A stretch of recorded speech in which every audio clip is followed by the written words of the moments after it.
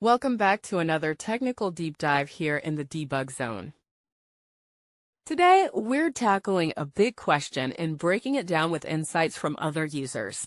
Hopefully, this clears up some misconceptions and helps you get the answer you need. So buckle up, stay a little curious, and let's jump right in.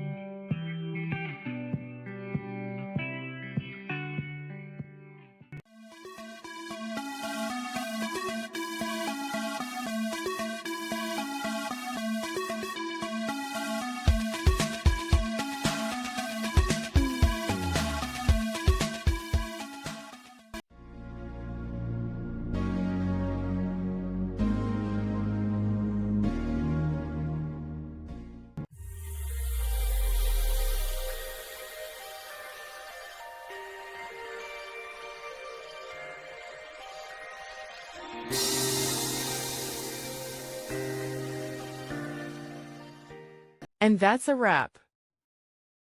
I hope you found the answer you were looking for. If you did, take a second to hit that subscribe button. It really helps out.